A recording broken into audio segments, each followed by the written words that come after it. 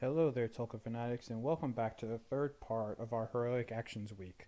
So today I'm going to be talking about the heroic actions that occur in the shoot phase. Last time I talked about the heroic actions that occurred in the movement phase, and to see those, please see the card in the upper right hand corner for a link to those videos, for that video.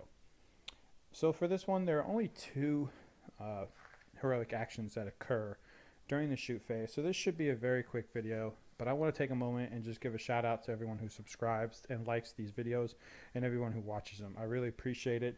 You've really helped the channel grow so far, and I'm trying to get it even farther and get even more content for you guys. My goal is to eventually be able to get not only these MESBG videos, the Battle for Middle-earth videos, and the Lord of the Rings Online videos, but I'm also looking to get some interviews with players from the MESBG community, as well as, hopefully, if I can afford it, a camera to record some game action for either the Third Age or the Return of the King video games on, wait for it, what game system? The GameCube. Yes, I still have a working GameCube, and I still have both of those games. So I am looking to set something up here down the road. Of course, that all depends on how the finances are going, because I need to buy something for that.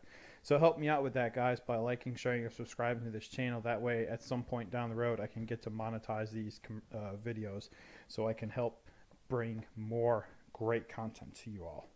So let's talk about these two heroic actions. Like I said, there's only two of them, and my goal is to get this done in less than 10 minutes because they should be quick and easy to get over.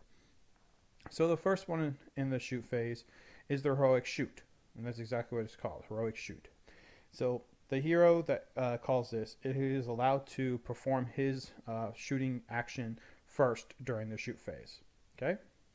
If you're engaged in combat, you cannot call this, therefore you cannot participate, obviously, in doing that, because if, as the rules of combat implies, if you're in combat, you cannot shoot during the shoot phase. So if your hero is in combat, he will not be able to call heroic shoot. Okay? So there's a caveat to this, kind of like the heroic move in the heroic march, where the heroic move had with me and the heroic march had at the double. This one has loose, and a hero performing a heroic shoot may shout loose if they wish, enabling all friendly models within 6 inches of a hero to shoot with them. A hero does not need to have a missile weapon to call loose, and does not need to shoot first. Models benefiting from a heroic shoot or loose do not need to target the same enemy model. They may each choose any target viable to them. Any model in range of a heroic shoot loose that does not shoot cannot choose to shoot later on in that phase. So that last part is kind of like heroic movement, where if you don't choose to participate in heroic move, then you don't get to move at all. Same thing for this. If you don't take part in heroic shoot under the loose call, then you don't get to participate in shooting later on. So this is a very useful one. I see folks use Aragorn LSR, King LSR from Ministerialist, use his free point of might to call heroic shoot.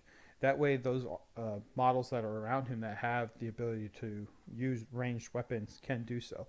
Because with Mighty Hero, and that's what I mean by his free point of might, you want to use that point of might, otherwise you're going to lose it. So that's a good way to make sure you can get that in there, is using, it's a perfect example of for using his free heroic to call a heroic shoot. Now I want to make sure I mention something right here, because I don't think I mentioned it in the last video when I was talking about heroic move and also heroic march for with me and at the double, and with this one as well with loose, you do technically have to say it. So if you call a heroic move, you do have to say, yes, I'm calling it with me. That way your opponent knows that the model's within 6 inches. Now again, I'm a pretty laid back person, just like what I was talking about in my prior video with heroic channeling, and people forget to call that all the time at the beginning of the movement phase. And I'm going to let you do it, because that's just me. Yes, am I breaking the rules, but I'm also keeping with the spirit of the game. Now, I guess it also would depend on how, gamey my opponent is being. But that is something you do need to remember. You do have to verbally tell your opponent or friend, let's just say that all opponents are friends, that you are calling a with me when doing a heroic move, a at the double when you're doing heroic march, and a loose when you're doing heroic shoot. And then also, if you're doing a heroic accuracy, which is the second heroic that can take place during the shoot phase, you can call a take aim. So let me go over heroic accuracy and then we'll talk about take aim. So a hero calling heroic accuracy allows them to re-roll failed in the ways when shooting in the shoot phase. Pretty good, because if you got you're shooting at an enemy and he's got 3 or 4 guys in the way, then you get to re-roll that 50-50 chance of getting through. Or if there's even bushes or other things in the way, you get the chance to re-roll that as well. So again, you cannot perform this heroic action if you're in combat. And then take aim is the same thing as heroic shoot. You can yell take aim to your comrades, allowing all friendly models within 6 inches to also re-roll failed in the ways when shooting in that shoot phase.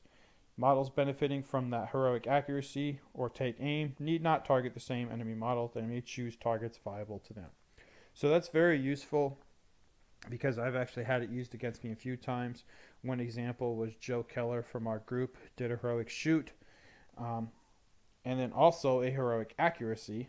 So he went ahead and did the shoot first and he got his guys to be able to shoot first because I'm pretty sure a hero does not have to have a mounted weapon. A hero performing. Okay, so the person calling the shoot has to shoot first. That's the whole caveat of that, just like move.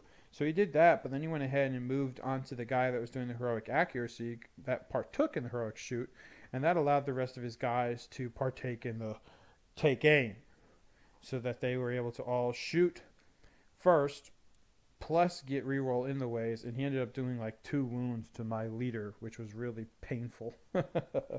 But that is heroic shoot and heroic accuracy. They both occur in the shoot phase, and they both must be declared at the beginning of the phase. So those are the only ones. Next time we will move into the fight phase, and there are 5 heroics in the fight phase, so that may be a long one, but I'm going to try and get through it as quick as I can.